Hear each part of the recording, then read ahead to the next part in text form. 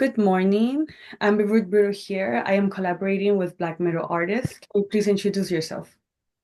Hi, my name is Ricardo. I am currently the vocalist and drummer of the band Pagan Ritual. Thank you. We are so glad to have you here. And I'll start off with my first question. How do your theme of paganism, Satanism, and war influence your music and lyrics, and what message do you aim to convey through your works? Uh, I think we are super inspired by like the second wave of black metal.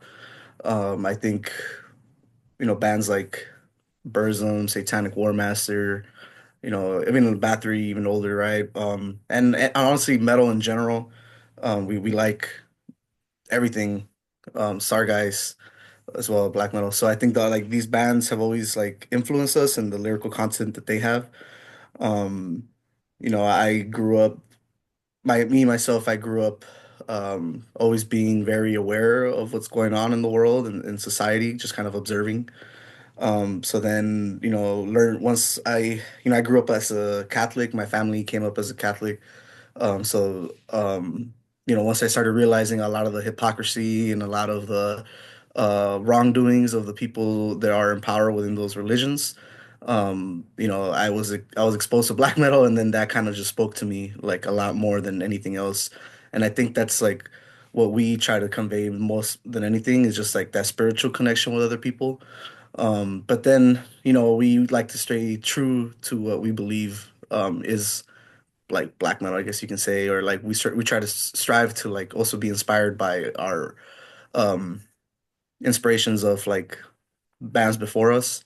So I think that's kind of where like some of the lyrical content of like paganism, Satanism. Obviously, our band name is Pagan Ritual, but I do think we kind of like try to also make people think like what is paganism really, because I think for the longest people just automatically, or people who don't know, or maybe religious people just want to assume and say that it's like, um, anti-Christian, which it is, but I think it's just mainly more of a spiritual aspect that we kind of cling on to, as opposed to being like just Satanism, which, we're not like, we've played shows with Satanists or like for Satanists and stuff like that, but um we don't consider ourselves like tied to that like Satan root kind of thing.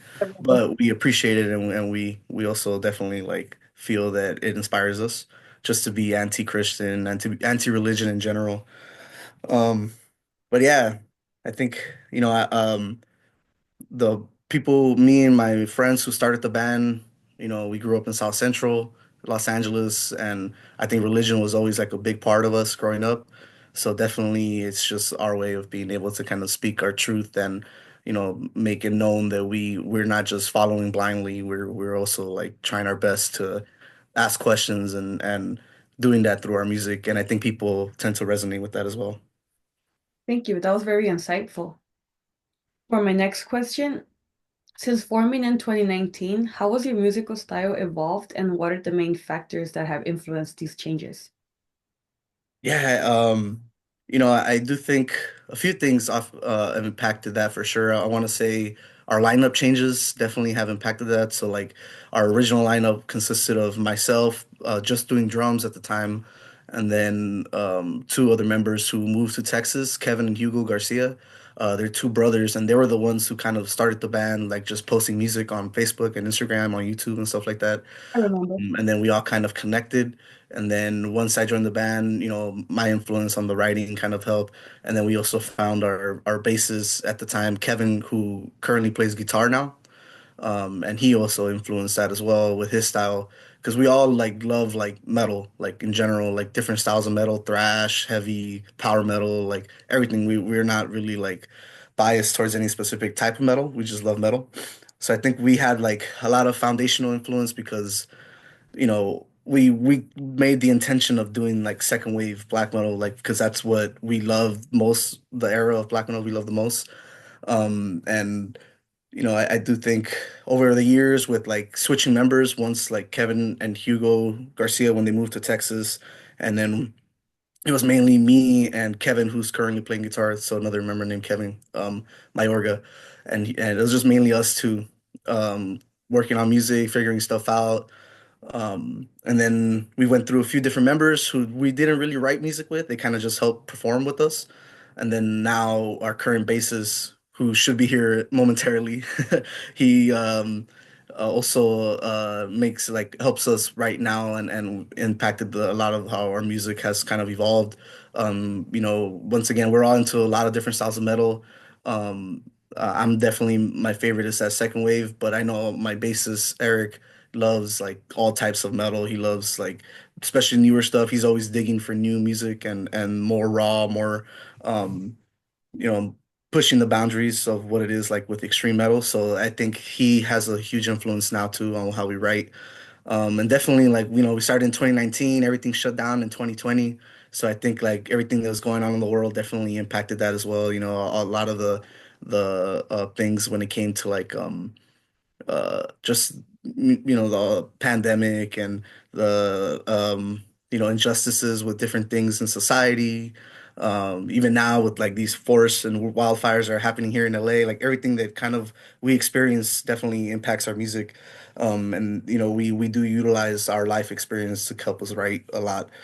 um but yeah, I think that pretty much covers like how we've evolved overall in general. Thank you. For my next question, how do you perceive the current black metal scene? Oh wait, sorry, wrong one. Which artists or bands have most influenced your music, and how do their styles reflect in your work? Yeah. So once again, I mean, we are definitely hugely inspired by second wave black metal. We are metalheads in general, though. Like, I think I mentioned a little bit earlier, like Burzum is a big one. Satanic War Master is a huge one. Sargeist is another big one that we think are very much like definitive of our sound when it comes to the music. Um, I do think other bands that are not necessarily black metal, like Iron Maiden is a huge one. Amon Amarth or is another one. Thin Lizzy, even Black Sabbath, like a lot of these older bands. We're all really into like 80s, 90s, heavy metal and a lot, and then 70s, right? Like with Thin Lizzy. Um, and I think we not to always like we try to stay true, definitely, we try to stay to that true black metal sound, but at the same time though we don't want to like keep ourselves boxed in and just like try to have to do like the same type of riff every time or like the same drum pattern every time. So we do try to mix things up here and there. Another big influence is like Death, behind me, like we love Death, their new stuff, their old stuff. So even some of our music, at times people have mentioned like, oh, that sounds like old school Death or something like that. So definitely we let it all kind of like impact our music. Um, you know, but then like lyrically content, I think we kind of just try and do our own thing too. Be open-minded to certain things. Sometimes we just mess around and we don't really care what we're saying. We just have fun with it. But then sometimes we try to take things more seriously. But when it comes at least to the music, like those bands are definitely really impactful on the way we write, song structure, and also just in general, like the way that we try to convey like I think one of the biggest things that I personally go for is trying to honor our ancestors, honor the people that have come before us. A lot of like the metal scene in the past that helped create a really strong foundation for what we're doing now. So I think a lot of that comes with allowing the influence to speak through our music as well. Can you talk about your creative process when recording your singles and EPs and how each title reflects a different facet of your artistic identity? Yeah, I think that's like a really, really great question when it comes to our music. Honestly, a lot of the beginning process was just trial and error. So I like myself invested in a bunch of like recording equipment prior to starting the band even or joining the band. So I had all this stuff and I've been wanting to use it. And then when I joined the band, that was like one of the main things that we focused on right away is trying to drop music. And they were the original members, Kevin and Hugo, were already like doing like some stuff and dropping it like just on YouTube, like on their own kind of thing. Nothing like on Spotify or anything like that. And then so yeah, so a lot of it at first was like testing the equipment, trying to figure it out, working it out, rewriting in the during the recording sometimes. But just fleshing things out, just figuring it out. Um I believe what was our first single? Was it Pagan Ritual, our own song, like Pagan Ritual? Pagan Ritual was our first song we dropped. Um, and that one kind of never changed. The only thing that anything maybe happened was like it got more tighter, faster. Maybe the lyrical content a little bit changed, but I think it was just true to our experience at the time of just starting the band and being able to kind of begin the process of being in the band Pagan Ritual, and I think it was beautiful to be able to like also drop it as our first song. And then after that, we got a little more experience. We started working with a friend of ours, who also ended up mixing and mastering our EP. His name is 𝓑𝓻𝓾𝓽𝓪𝓵. He used to play in a few different bands back in the day, but now he plays like in an indie band. I'm sorry, not indie metal, indie band called The Trades. Uh, but he's like really, really knowledgeable on like the mixing and mastering aspect of stuff, and just loves metal too in general. So he was a huge part in when it came to mixing and mastering our EP.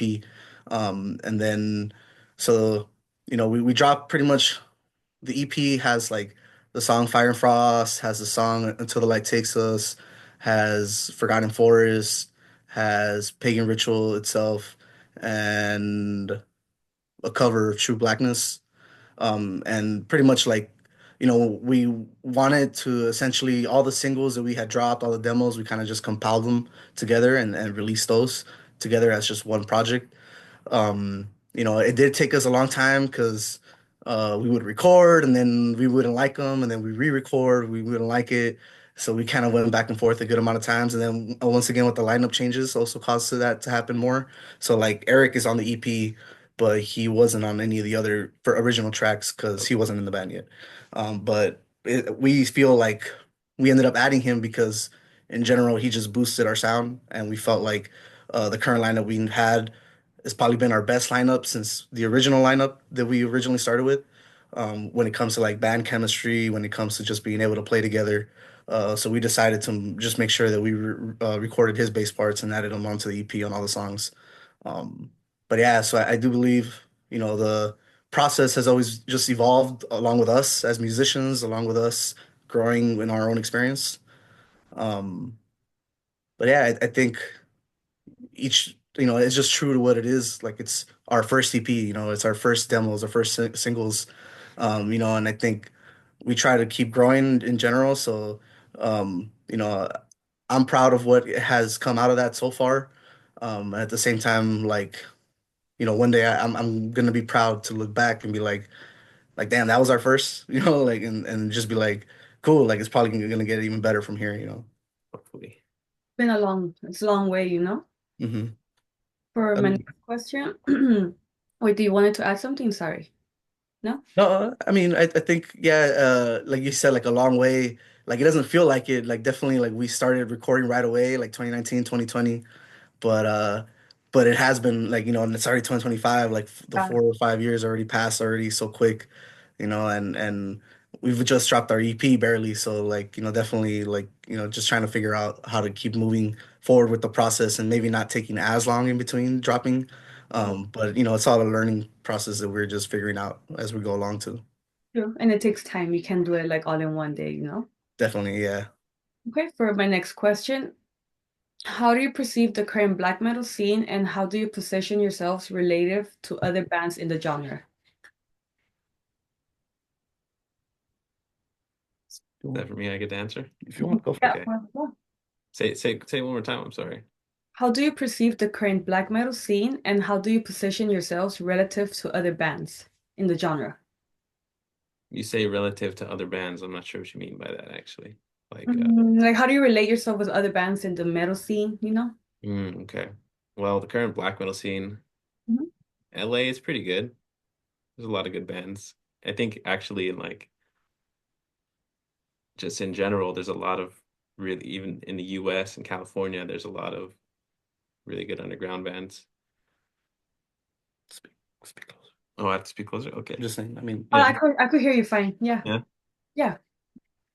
Uh, I'm not sure how we relate to other bands too much, I guess. I mean, whenever we play with a band, if they're really cool, we get along with them. I Okay. like that. I like that a lot. Like the camaraderie that comes from playing shows, especially with other black metal bands within black metal. Like it's a really tight, everyone's really cool with each other, like really tight, it's pretty tight knit, I would say. I there's some mean, exceptions, some bands and stuff, but yeah. do you want to add anything, or was that it for your response? Or do you want You anything can more? say something if you want, Ricky. Yeah, I mean, I think along with what he's saying, the metal scene is kind of tough here and there sometimes. I feel like, you know, definitely like we wished it would be more opportunities to keep growing sometimes. We feel like sometimes um, maybe people not everyone's given a fair chance to like get out there and put themselves out there, but at the same time, um, they're also like while the black metal scene in LA is cool, I feel like it's definitely not like the most ideal sometimes. Um, but I think the fact that we're in a big city, like a lot of people come here for shows, so that kind of helps a lot. Um, but I think in my perspective, like black metal is kind of having a bit of a resurgence when it comes to like bands here in LA. Um, I don't know if there was ever really that many black metal bands. To be honest, I'm not exactly sure like on the history of black metal bands in LA specifically. But I do think right now, like it's kind of there's a bunch of really great bands that are also playing and getting out there that we're very fortunate to play with. Like just to name a few, like Wither Moon, Endless Solitude. Me and him are in multiple projects as well, so our own other projects that we're a part of. And I think we just I'm currently wearing like a Bezalel shirt, and they're That's from loud. Oh yeah they're yeah. from up north in the Bay Area. That we're gonna go play with them next week on the 18th. So that's pretty awesome, like being able to just connect with these other bands in Cali and in LA, and then like bands that we still don't even know about or are still starting, that are also like going through the same process as us. But I do think, um, for one thing that at least for us that kind of like helps us stick out compared to the rest, and I think everyone always says it is that we're always busy, we're always playing a lot of shows. I do think sometimes we maybe I don't think we play too much, but I think we get into some arguments here and there about maybe playing too much just because, we love performing and sometimes we'll get an opportunity and right away jump on it, instead of like looking at whether or not we should do it or not. We just want to do it. But I feel that's kind of been like a winning strategy for us because we get out there a lot more, we get to get more experience performing. So it helps us just make sure that we kind of do a really good job in during our performance. And then once we get to play in areas that like around LA or in other areas that not everyone always gets to play. I think one of the biggest things to me that, growing up in South Central, like I love the fact that we can play a backyard show on Thursday or Friday or something here in South Central, but then go play the Knucklehead on Saturday or then go play 1720 another day or something like, to me, that's like beautiful. That's an awesome aspect of us that, not a lot of people I feel get to say that like, oh yeah, we're playing backyard shows and we're going and playing bigger gigs. And I think when we get to go out into those backyard shows and interacting with bands who are maybe just starting out or like, or people who are still younger and them getting to see us and talk to us also it's kind of cool to be able to have that experience of interacting with them, but then maybe going and meeting with like a band who's more established, or if you want to say, and still interacting with them as well.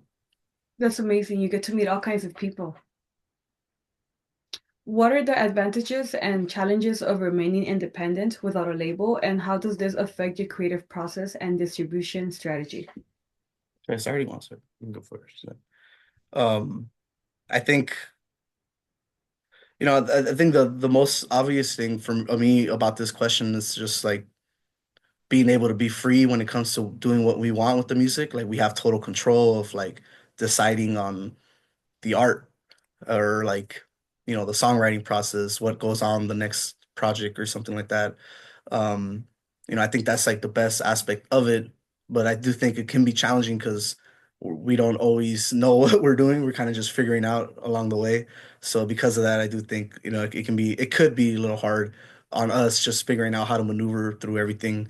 Um but at the same time, like I personally like having control, like not that I control it, but just I like having us being able to do what we want and not have to like follow anyone's orders or like listen to anyone have to do something specific. However, I do think maybe a label would be good when it comes to like distribution, Hmm. getting our music out there. I mean, maybe like ideally like in Europe, I do think like that would help us a lot, like if we're able to get our music out there. more out there. Even though we do have like people who interact with us like on social media, they are from like out there. I don't think we have as much impact, as maybe we'd like. So I think a label would definitely help with that, or maybe even like getting like a booking agent to help setting up shows, because I think that's definitely something we want to like try and keep growing in, playing more shows, more festivals, or like touring and stuff like that. So definitely I think labels probably would help with that. But at the end of the day, we're kind of just figuring it out on our own. And I do think there is like some like genuine aspects of being black metal and being independent that like continues to speak true to who we are and our music. But I don't know, why I think. Yeah, basically the same thing. I don't want to have to do anything, or if we want to have a certain cover, certain song title, or song be about a certain thing, no one can say can't do that because no one tells us what to do, basically. No label. Sure, you I want your I way. think I think yeah, really a label's only good, especially nowadays for like distribution, just and True. promotion too.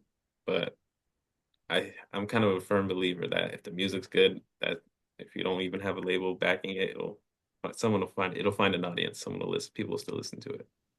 I agree with that. Okay, ready for the next question? Yeah. Yeah.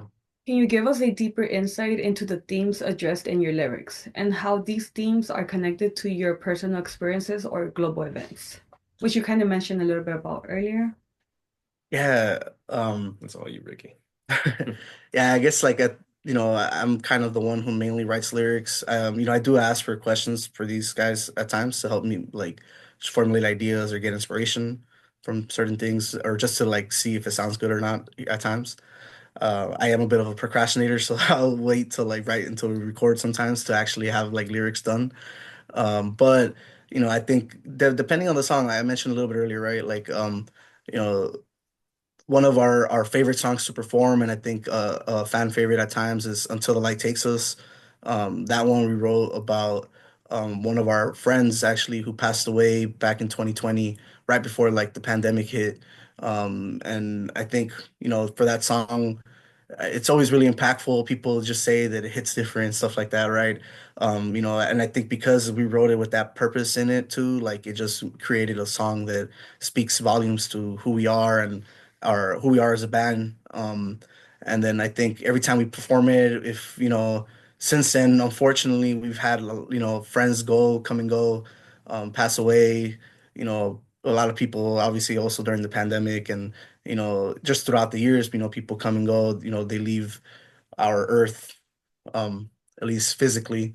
So I think we try to dedicate to them as much as we can when we play that song specifically, and people resonate with that a lot. So I think, and also it talks a little bit about like alcoholism, because unfortunately our friend did pass away due to like drunk driving.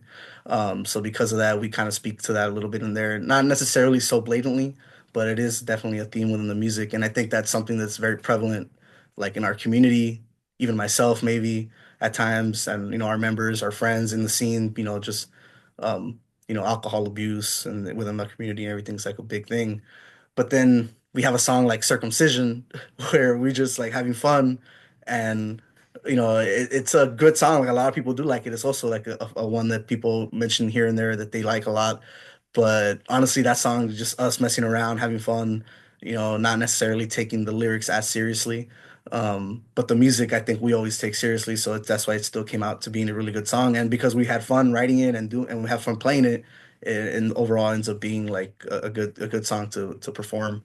Um, and then so things like that, we talked about their different things. Like Forgotten Forest is one of my favorites. I think like musically it's simple, but at the same time it has its complexities in it.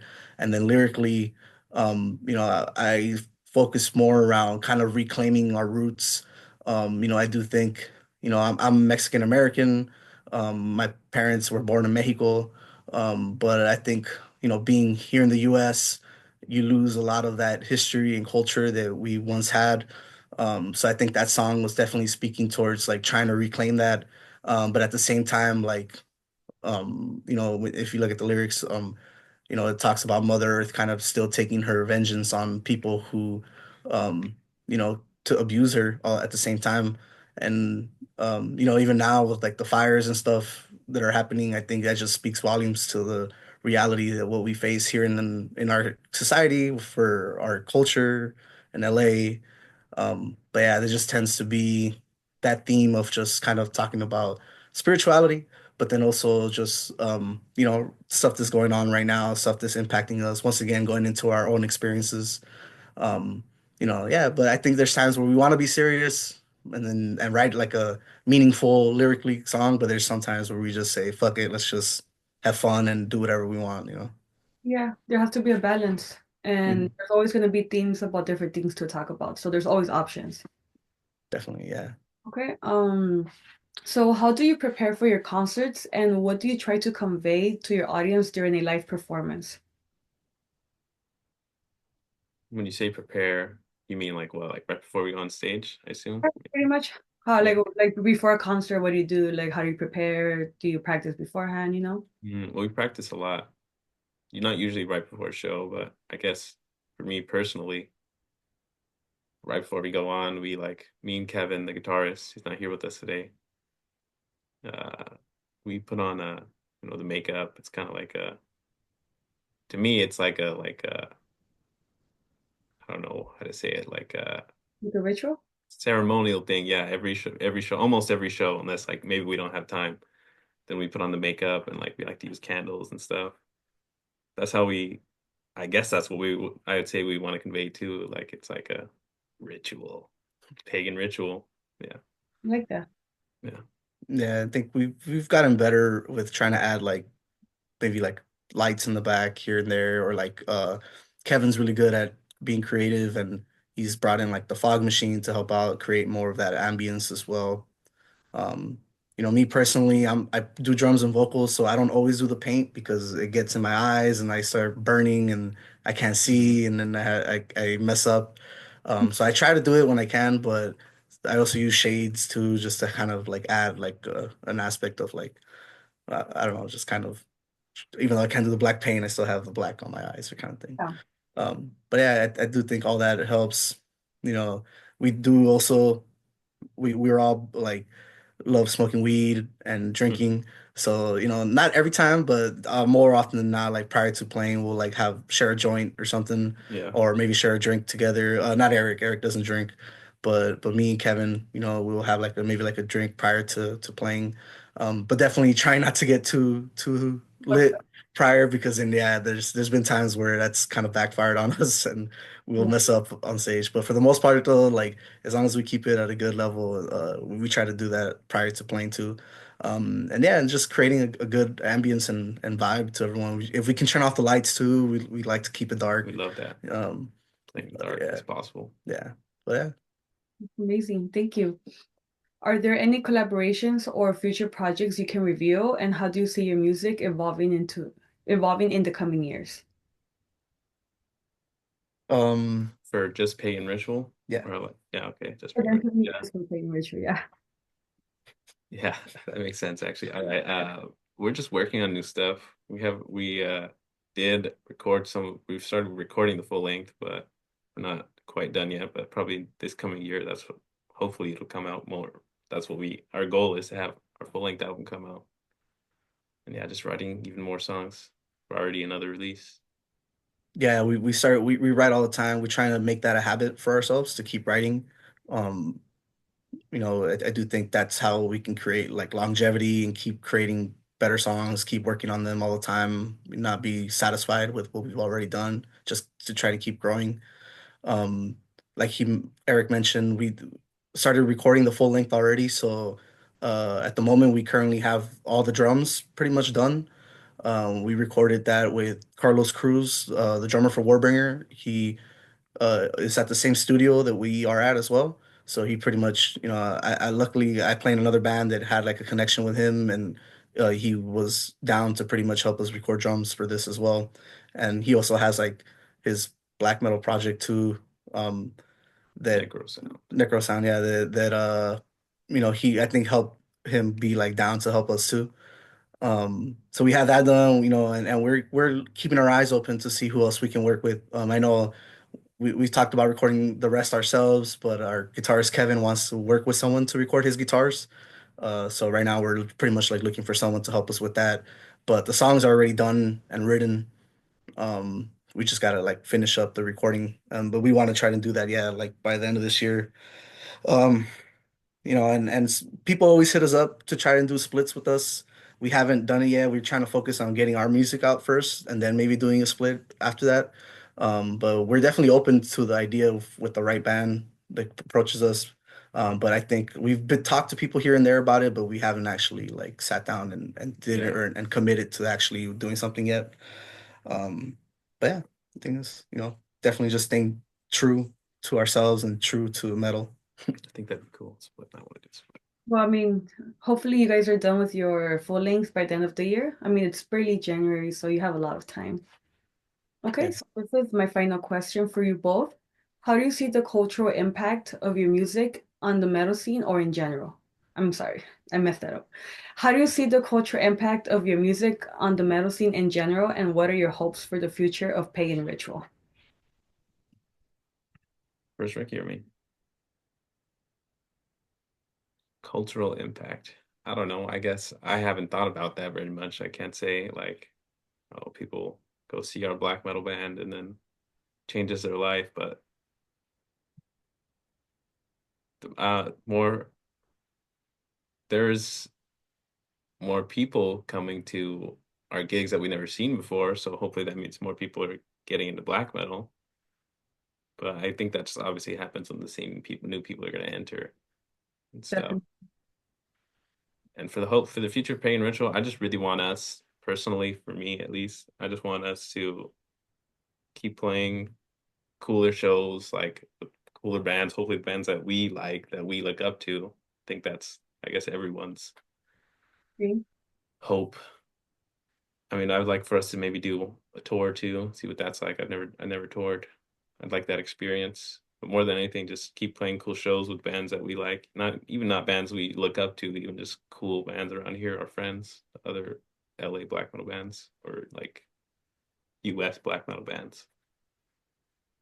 Yeah, I think, I agree with everything Eric says. And, you know, uh, for me, I'm very big on just like impact. You know, I think for us being like, like everyone has their stereotypes of what black metal is. Everyone has their idea of what it should be. Everyone has their perception of what it is. So I think we're kind of just trying to shape our own version of that. Stay true to ourselves, but stay true to the genre. I do think culturally, we're three brown dudes from LA playing black metal that's been like for a large amount of time dominated by like people in Finland, people in Sweden, people in obviously like Norwegian black metal, right? And Venom, even though their style was very different, right? They're also like a huge impact on that. But we are just trying to make our own mark in the genre, make our own mark in the history, but also just have fun and keep being ourselves once again. I think, ideally my goal for sure is to like open for bands who are coming through that we enjoy and look up to. I think we always like play around, like saying, imagine we open for Sargeist or Yeah. something like that. That's like a dream of ours, opening for like one of our idols kind of thing. Um, we've talked about like, man, what if we go play like Steel Fest and, Finland or something like that. But those are like dreams and I do think they're possible. One day. But we're definitely, that's like what we're working towards. And yeah, I think a lot of people who come to our shows don't always like black metal or have never really been exposed to it. And they say they like it and they say they like our band. And I think every time I hear that, I'm like, fuck yeah, like, people are opening their minds to what metal can be. And even though this genre has been around for a long time, once again, I think we're adding our own mark into it. That's just kind of like, allowing people to just continue to grow with our sound and I do think, like Eric said, there's more and more people coming to our shows, people who are also well known in, in the scene or other bands who are touring, that we are proud to have come and check us out. And, I think, definitely just letting that keep flourishing on its own. That's amazing. And you guys have come a long way because I remember when Kevin started the band back in 2019. So it's a lot. Nice. Yeah, thank you. Yeah, that fool.